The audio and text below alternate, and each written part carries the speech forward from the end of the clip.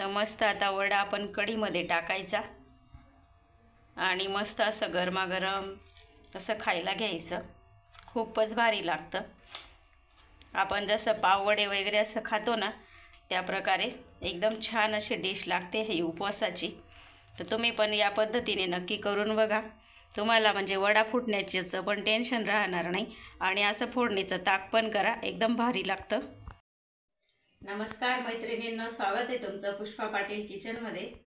आज आपल्याला साबुदाणा वडा करायचा आहे उपवासाचा। साबुदाणे वड्यांसोबत खाण्यासाठी आपल्याला उपवासाची कढी सुद्धा करायची आहे। साबुदाणा वडा करण्यासाठी साबुदाणा आपल्याला कसा भिजवायचा आणि साबुदाणा वडा आपण जेव्हा तेलात सोडतो तेव्हा तो फुटू नये म्हणून त्यासाठी काय करायचं हे मी तुम्हाला सर्व सविस्तरपणे सांगणार आहे। साबुदाणा भिजवताना आपल्याला पाण्याचं प्रमाण एकदम परफेक्ट असं ठेवायचं आहे, तरच साबुदाणा छान म्हणजे भिजायला पण पाहिजे आणि एकदम जास्त पण नको भिजायला आपल्याला। जास्त जर पाणी झालं तर वडा फुटतो तेलात टाकल्यानंतर। त्यासाठी आपल्याला साबुदाणा भिजवताना जास्त पाणी घालायचं नाही आहे, साबुदाणा बुडेल इतकंच आपल्याला पाणी ठेवायचं आहे।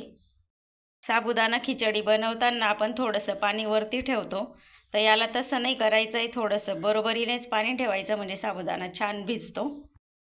साबुदाणा मी रात्रीच भिजवायला टाकून दिलेला होता आणि छान असा भिजलेला आहे साबुदाणा।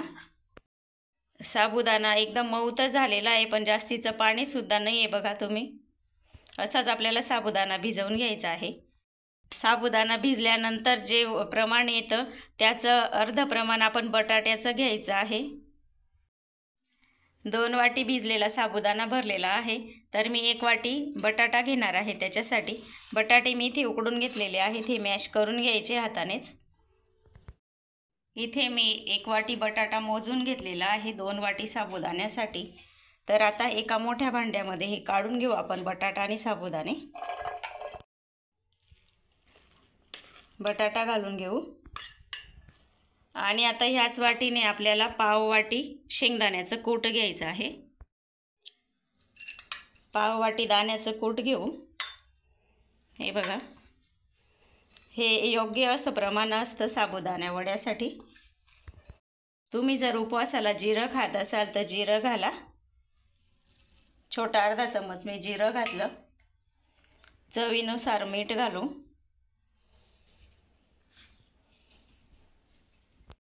मिरची पावडर घालणार आहे मी छोटा अर्धा चम्मच। उपवासाला तुम्ही कोथिंबीर घालत असाल तर कोथिंबीर पण घालू शकतात। आता हे सर्व साहित्य आपल्याला हाताने व्यवस्थित असं मिक्स करून घ्यायचं आहे। व्यवस्थित मिक्स करून घेतलं, आता लगेच याचे आपण वडे तयार करून घेऊ। वडे तयार करून घेऊ आपण। आपल्याला लहान मोठा जेवढा वडा करायचा आहे त्याप्रमाणे गोळा काढून घ्यायचा, छान असा गोल करून घ्यायचा आणि थोडासा असा चपटा करायचा बघा। मध्यभागी थोडा जाड ठेवायचा आणि काठाला असा बारीक ठेवायचा। अशा प्रकारे साबुदाणे वडे मी आता करून घेते थोडेसे। 8-9 वडे मी इथे तयार करून घेतलेले आहेत। आता हे थोडे आपण साईडला ठेवू आणि आधी आपण कढी तयार करून घेऊ। उपवासाची कढी करण्यासाठी मी इथे अर्धा लिटर ताक घेतलेलं आहे, पाव वाटी इथे शेंगदाणे घेतलेले आहेत आणि 1 मोठी मिरची मी इथे तुकडे करून घेतलेली आहे आणि अर्धा चम्मच जिरं घेतलेलं आहे। कढी बनवण्यासाठी आता आपल्याला छोटंसं वाटण तयार करून घ्यायचं आहे मिरची आणि शेंगदाण्याचं। जिरं पण यातच घालून घ्यायचे। थोडंसं पाणी न टाकता आधी वाटायचं, नंतर थोडंसं पाणी टाकायचं। अशा प्रकारचं बारीक असं वाटण तयार करून घेतलेलं आहे। आता हे वाटण आपल्याला ह्या ताकामध्ये मिक्स करून घ्यायचं आहे।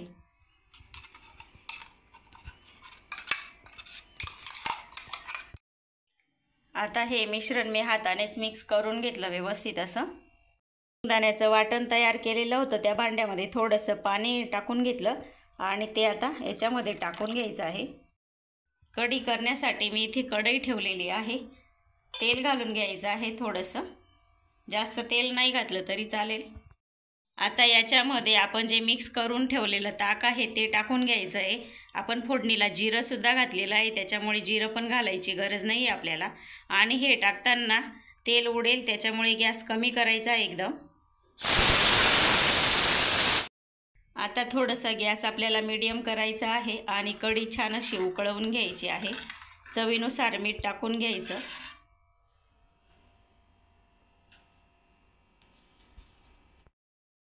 8 ते 9 मिनिटं मी कढी छान अशी मीडियम गॅसवर उकळवून घेतलेली आहे आणि छान अशी उकळून घट्ट अशी झालेली आहे बघा. अशीच घट्टसर कढी पाहिजे आपली.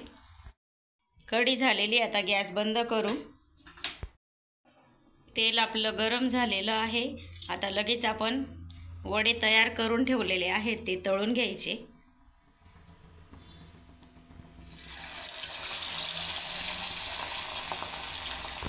कढईमध्ये मावतील तेवढे वडे टाकून घ्यायचे आणि लगेच आपल्याला झारा लावायचा नाही आहे. आणि थोड्या वेळानंतर 1 मिनिटानंतर गॅस मीडियम करायचा. छान असे वडे सेट झाल्यानंतर पलटी करून घ्यायचे. हे बघा किती छान असे वडे झालेले आहेत आपले. आता ही बाजूसुद्धा आपल्याला 1 मिनिट छान अशी तळून घ्यायची आहे. वडे आपले छान असे फुलून आलेले आहेत बघा. असे टम्म असे फुगलेले आहेत. हे बघा वडे तळून झालेले आहेत. आता काढून घेऊ आपण. छान असे तळून झालेले आहेत. वरून कुरकुरीत आणि आतून एकदम सॉफ्ट असे. किती छान असा वडा टम्म असा फुगलेला आहे बघा. असेच आता दुसरे वडे सुद्धा आपण तळून घेऊ. आता दुसरे वडे टाकताना आपण थोडासा गॅस मोठा करायचा आहे, कारण ते तेल थोडं थंड झालेलं असतं म्हणून थोडासा गॅस मी मोठा केला.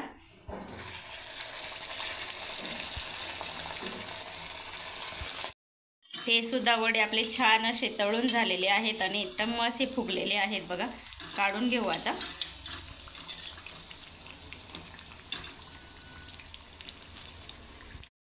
तयार आहेत आपले मस्त असे टम्म फुगलेले साबुदाणा वडे. आणि बघा किती कुरकुरीत सुद्धा आहेत वरून. हे बघा तुम्हाला आवाज येत असेल. आणि अतिशय सॉफ्ट सुद्धा आहे बघा. तोडून बघू आपण. आतून किती सॉफ्ट आहे आणि बघा किती असा फुगलेला सुद्धा आहे बघा. किती पोकळ आहे मध्ये. मस्त आता गरमागरम वडे आपण खायला घेऊ.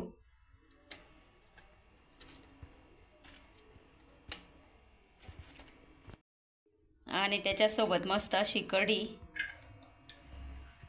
चवीला इतकी छान लागते कढी आणि वडा. रेसिपी आवडली असेल तर लाईक, शेअर, सबस्क्राईब करायला विसरू नका. धन्यवाद.